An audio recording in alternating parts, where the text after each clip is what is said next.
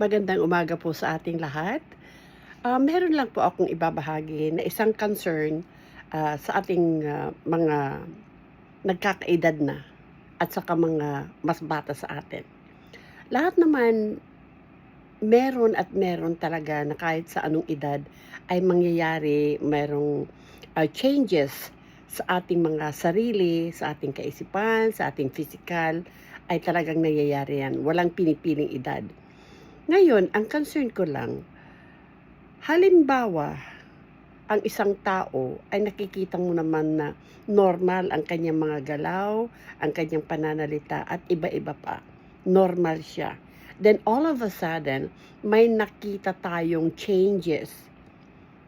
Karaniwan, ang iba, lalo na sa mga nagkakaedad, sinasabi nilang nag-uulyanin na.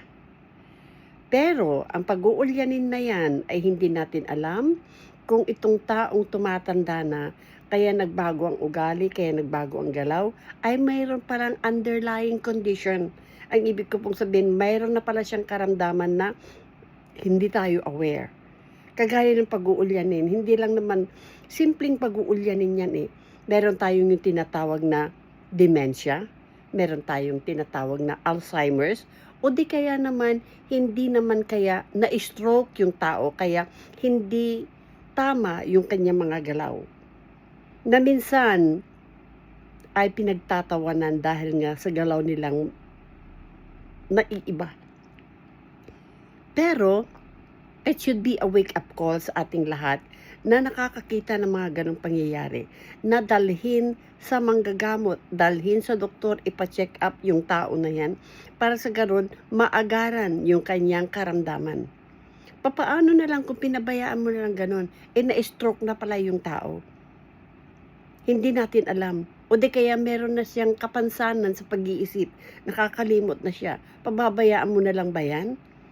Kung halimbawa ganun po ang nangyari, alam mong meron siyang naiibang galaw, tapos iniiwan mo siya araw-araw, papaano kung madisgrasya yung tao na may kapansanan? Hindi ka ba magigilty? O di kaya naman, sabi ng iba, sana lang nalaman ko na may ganyan siya para ipadoktor ko. Nakita mo yung pagbabago ng sarili niya. Nakita mo ang pagbabago ng galaw niya. Sana agad-agad mo na siyang pinakita sa manggagamot para walang sisihan kung malubhana. Yun lang po aking masishare mga kaibigan.